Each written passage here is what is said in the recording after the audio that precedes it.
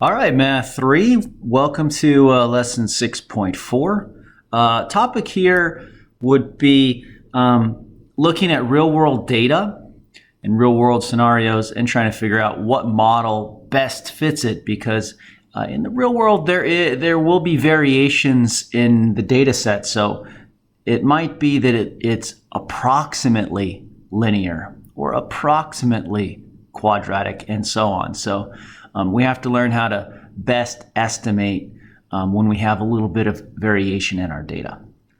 So our first example here is done for us, and you can read, if you graph this, you'll see a linear situation. But again, technically, this would be a step function because I can't pay fractional cents, right? Everything has to end up, outputs have to end up being rounded off to the nearest penny. So it is technically a step function, but the steps are really close together, right? The height between each step is only 1 cent. Okay, so moving on. Go ahead and give these things a try on your own. Pause the video and then come back and see how you did. All right, so our first problem here talks about paying postage.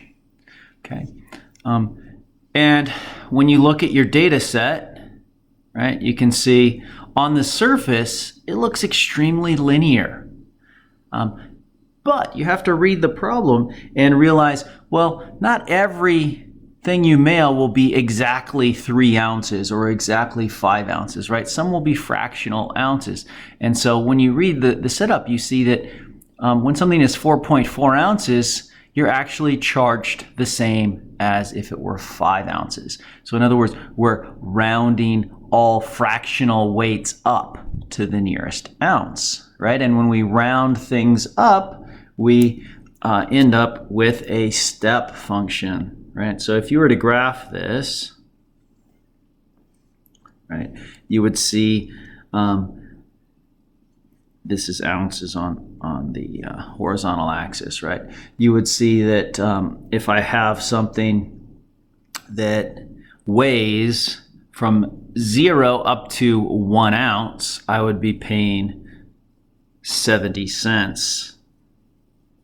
Okay, so at 0.7, I'm right there. Okay, then, right, so that's at 1 ounce. Okay, then as soon as I exceed 1 ounce, I will round up. So,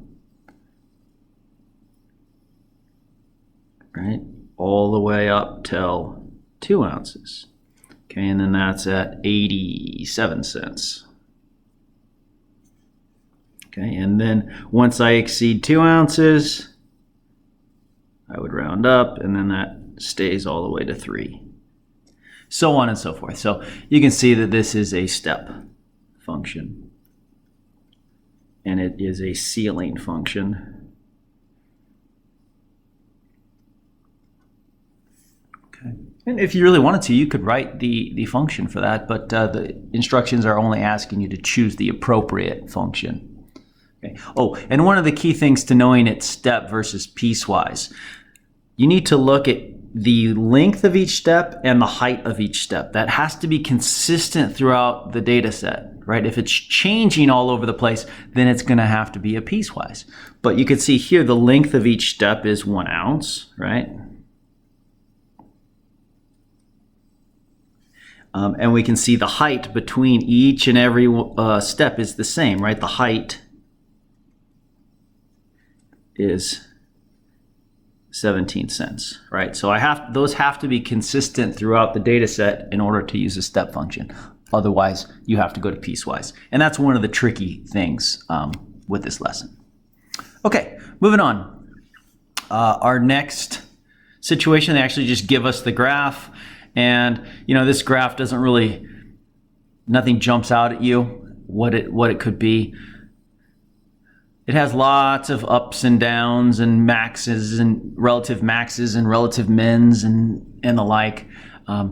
So you could say piecewise with a whole bunch of pieces, I wouldn't mark you wrong if you chose that. Or you could say it's polynomial with a very large degree, right? Because remember, every time you have a change in direction, right, you're having to add to the degree. So I'll go with polynomial, right? You know, it is continuous, right? So you have to choose a graph that would be continuous. And of course, it does have a lot of change of direction. So you have to choose something that would afford for all of those different changes in direction. Polynomial could do that. But remember, polynomial should be smooth. And you can see that there are some very jagged sections here, which would lead you to maybe go with piecewise. So I'll say or piecewise. Okay, moving on.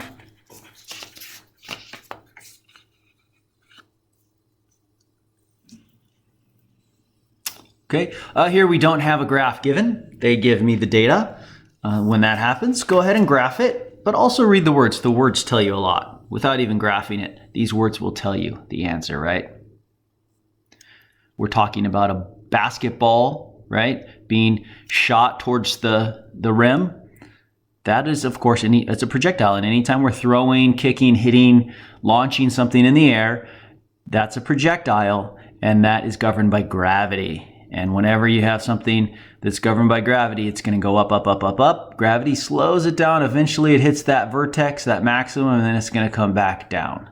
Okay, so I did graph this already. If you want to take a look, that's what the graph looks like. And you might notice a variation, right? Over here, this is kind of strange. It's going really nice parabola, and then all of a sudden over here, there's this weird thing that happens. If you pay attention to the values, you'll understand it. And if you know basketball, you'll understand why something strange happened right here. Okay, so we shot the basketball. How high is a basketball hoop? Basketball hoop's 10 feet off the ground. So right in here, we hit the hoop, we hit the rim. And that, of course, makes the ball stop falling for a little bit of time. And that's why we have this little bounce right here where it hit the rim and kind of stopped falling or bounced a little bit back up, right? We don't have a data point here, but maybe it hits the rim and bounces up a little bit and then starts falling again. So that's what happened there. Or maybe it went and hit the net, right? If it was a nice swish, it hits the net and the net slows its descent. I just want to show you something really cool you can do. This is the type of thing we'll do in AP Stats if you're interested next year. You can create an equation that best fits that. So I did that, and then I can graph it, and I can see how my equation, you can see my basketball, how it fits the data set. And you can see my equation is not a perfect match because over here we had a variation in the data. It became non-perfectly quadratic. But that's the way real world data works. Okay, so that one's a quadratic.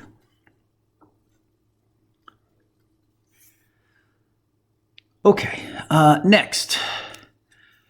Looking at this graph, you can see it looks linear, then all of a sudden it changes the slope, but it looks linear again, and then up here it changes slope again, looks linear one more time. So this looks like I've just put 3 lines together. Well, when that happens, we would say it's piecewise. Okay, so that one's pretty simple. All right, our next data set, we're looking at the growth of organisms in a Petri dish, kind of a science setting here. And we can see time is measured in hours, and here's our number of organisms.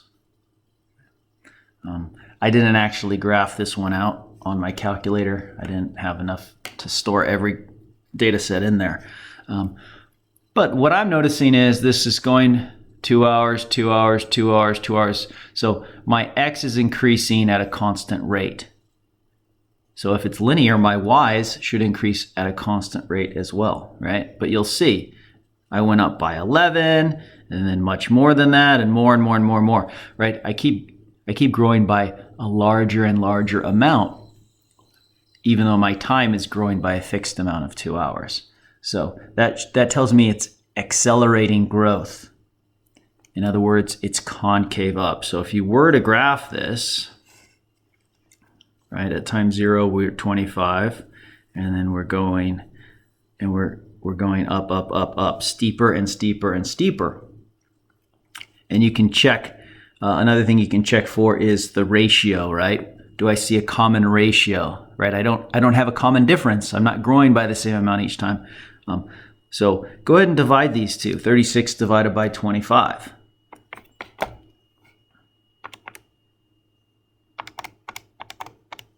Right, I get 1.44. Then do 52 divided by 36. I get a very similar value. It's not exactly the same because this is real world data. Real world situations will have some variations. Some little things happen in the real world that make it not perfectly match, but it's close. Okay, so if you continue to do this, right, we can see, yeah, not exactly 1.44, but it's in the ballpark. Okay. Okay, so we're seeing not an exact ratio, but we're seeing a fairly consistent ratio. So it's not perfectly exponential, but it's approximately exponential. And then if you take AP Stats next year, we'll get into more detail about other choices besides exponential that you haven't learned yet, and how to best determine if exponential is the best choice or if one of the other choices is the best choice. But that'll happen when you take AP Stats. Okay, moving on to our next graph. This one hopefully is real obvious, right? We see these three pieces, right? This is discontinuous, so you have to choose one of your discontinuous choices. And we can see we have a vertical asymptote, another vertical asymptote, and a horizontal asymptote. So we should hopefully identify this one pretty simply. It's irrational. Okay, so go with a rational model on that. Okay, moving right along.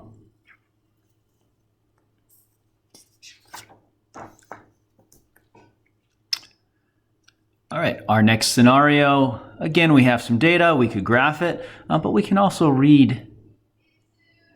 This tells us a lot. We're looking at how far something is, right, from a fixed location. Well, distance is always positive. So that means if I go right or if I go left, right, I'm going to see distance increasing. So if you were to graph this,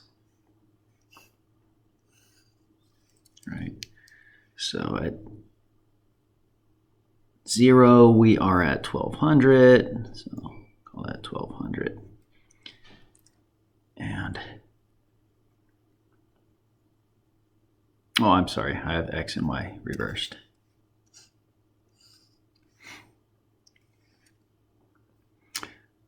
So I'll call this somewhere over here is 800, 900, 1000, 1100, 1200, so on and so forth. So at 1200, I'm at 0, and then as I go in either direction,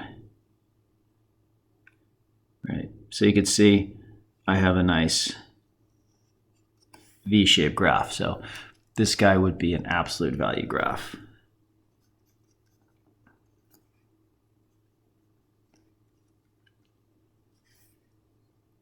Okay, because again, distance is always going to be positive.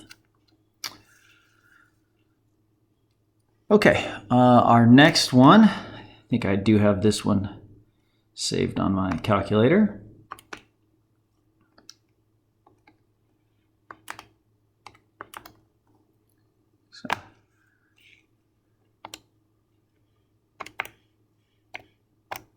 And yes, I do. Okay, Okay, so here's the graph. Whoop. I forgot to turn off the basketball problem.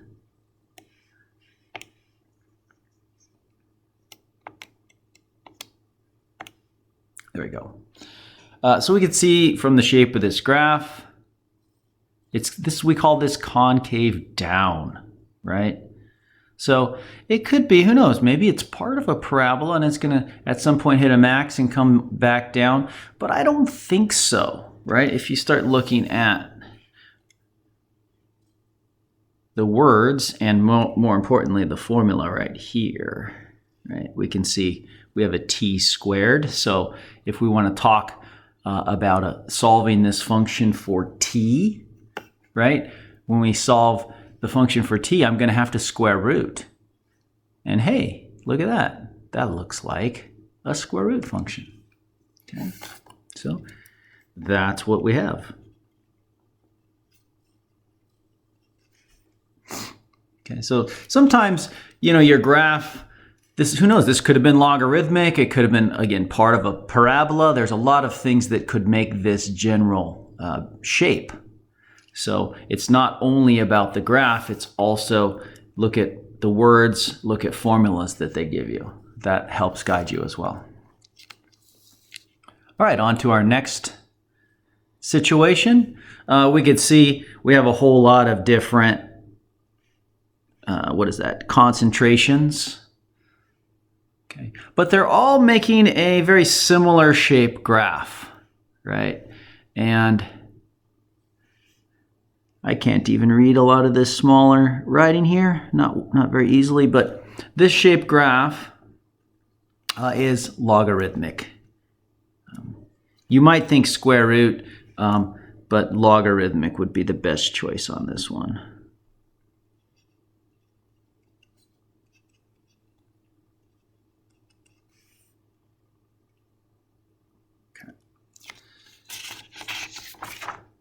Oops. And on to our last page.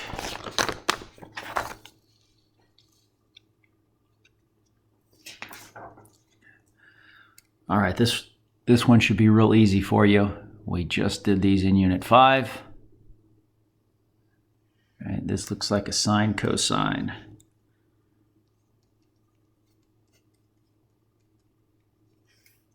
Okay, nice continuous function. Periodic, and it makes sense. Okay, moving on to our next graph. Okay, here we can see a general shape that is concave down, right? It's concave down. We're talking about temperatures. Now, at some point, is the temperature of a circuit going to start getting cooler and cooler? Circuit meaning we're running electricity through this? No, it's going to hit some level that in the beginning it's going to heat up pretty quickly, right, when you turn it on.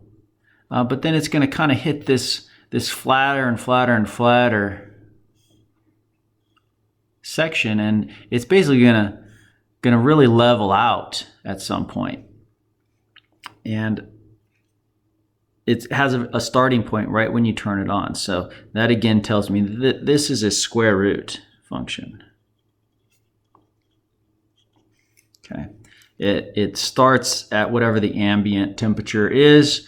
You turn on the circuit and the electricity, the current heats it up pretty quickly in the beginning, but there's kind of like a maximum almost that it's just going to slow down, kind of like your oven, right? You turn that oven on. If you have an electric oven, that's a circuit. It heats up faster in the beginning, and then as you start getting closer and closer to whatever you set your thermostat for, it slowly approaches that. Okay, on to our last choice. This one, again, is pretty obvious. We don't have many choices that look like this at all, right? There's pretty much only one choice that we have that looks like that. That's a cube root shape. Right? Continuous graph that flattens out on both ends. Right, the cube root graph has its fastest rate of change in the center section of the graph, and then it's fairly flat on either end. Okay, so that's lesson 6.4. Hopefully that made sense, and thanks a lot.